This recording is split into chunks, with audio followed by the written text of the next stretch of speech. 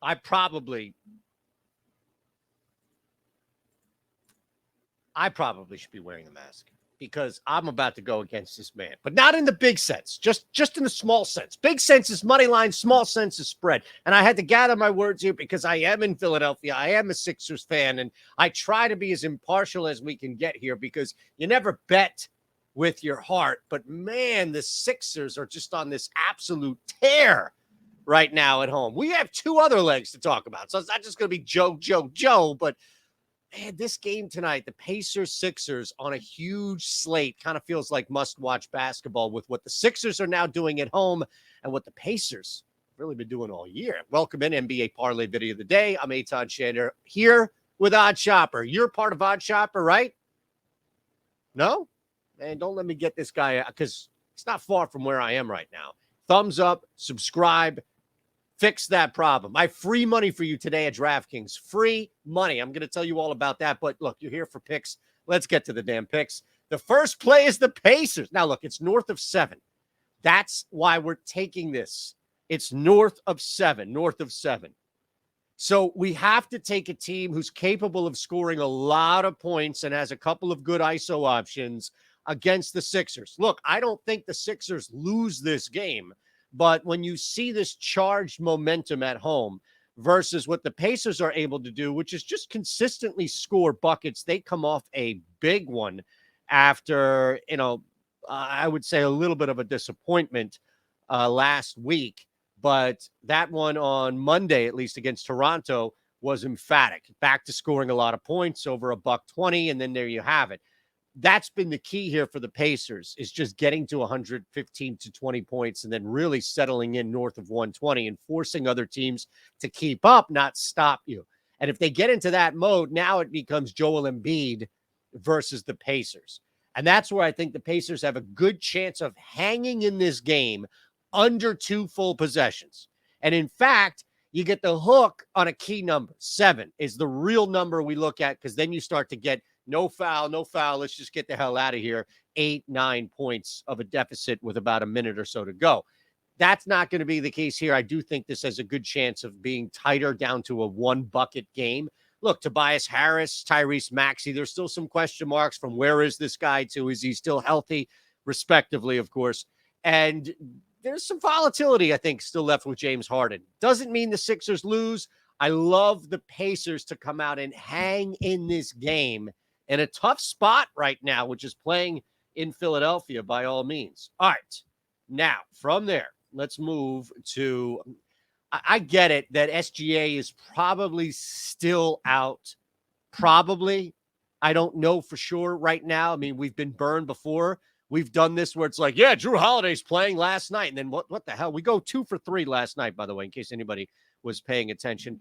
And some of that was just trying to get ahead of injury stuff. But it's happened where we think, oh, this guy's playing, and he's not. Or, nah, he's not, then he is. Rarely the other part. It's usually a guy that's sitting. Thunder playing the second leg of a back-to-back. I don't anticipate Lou Dort or Josh Giddey sitting as a result of that. But if you get SGA back, all of a sudden this is a pick 'em. If not, they're laying 1 point. I do think that line is going to move drastically if, in fact, SGA plays. If he doesn't, well, okay, you're not going to cut and paste what you got from the Boston Celtics, but the Orlando Magic right now are in a bad spot overall. We know that.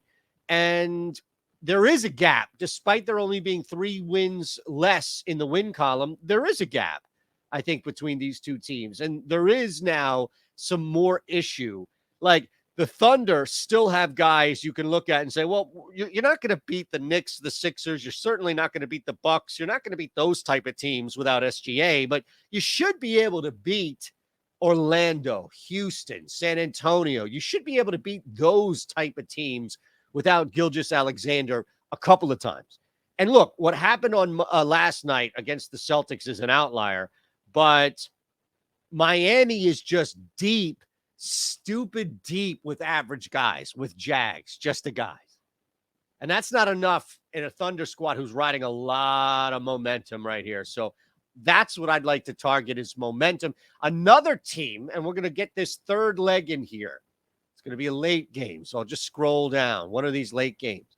Another team that comes off the back-to-back. We're going to hit that in a second, but I mentioned free money. Who am I to gloss over free money for you at DraftKings.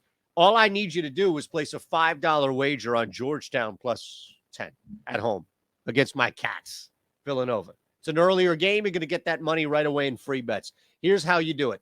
$200 in free bets off a $5 wager. Really easy.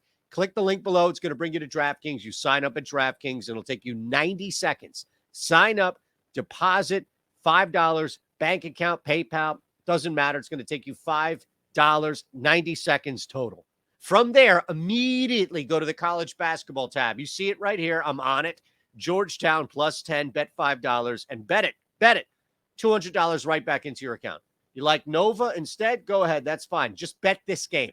That's all I'm asking you to do. I would stay at Georgetown plus 10 because I want you to win the bet. There you go. Minus 110 odds at insane odds immediately because that $200 in free bets is going to come right back to you. You don't even need to waste any more time, anything like that. You don't need to wait another day. You're not going to be online with customer support. Yo, where's my free money? It's going to be right there. Seamless process with DraftKings. All right, let's get to this third play, 245. This went up a point. When will you learn out there? Seriously, when will you learn? Under 245 for a Sacramento team that comes off dramatic fashion. By the way, shout out to Eric Lindquist on the Odd Shopper Discord. There's a link below on that. Same game parlay comes through with the Kings last night, and I'm up 5 units as a result. Thank you, Eric. Links below. Links below. First week's free. Imagine if you were on a first day of a free week, and you saw Eric Lindquist put out a 3-leg same-game parlay for the Kings, and you smashed the shit out of it. Wow. Oh, I mean, you hit a 2-leg same-game parlay in the NHL. That's courtesy of me. But no, that's neither here nor neither here. Kings under 245. Lock it. Sacramento comes off a monumental win at the end of the game against the Jazz. No time on the clock. Bang. Count it. Fox. It's going to take a little out of them on the second night. I don't know who's sitting tonight either. The Hawks, similar ending, but they lost. And I think the Atlanta Hawks are in deflation mode right now until they can get a fully healthy Clint Capella. He ain't going to play tonight. So if you look at, unfortunately, what's gone on with the Hawks, it's been pretty volatile and 4 straight losses now. The most recent coming as a result of a last-second loss, L. They're not just going to tune this thing up against the King squad. Now, both teams have the potential to score, which is why it's at 245, but the circumstances of this particular game should fall 230. This is one of the legs we hit last night with the Kings. Told you it was going to be comfortably in the high 220s, low 230s. I think it finished at, 232? These type of games have a hard time getting to the expected total because of what you see on paper. Look at what's happened recently with both of these two teams. All right? So our plus 611 NBA parlay, Pacers plus 7.5, Thunder plus 2, under 245, Hawks, Kings. Enjoy it. Enjoy the night. Thumbs up. Subscribe. You know the drill.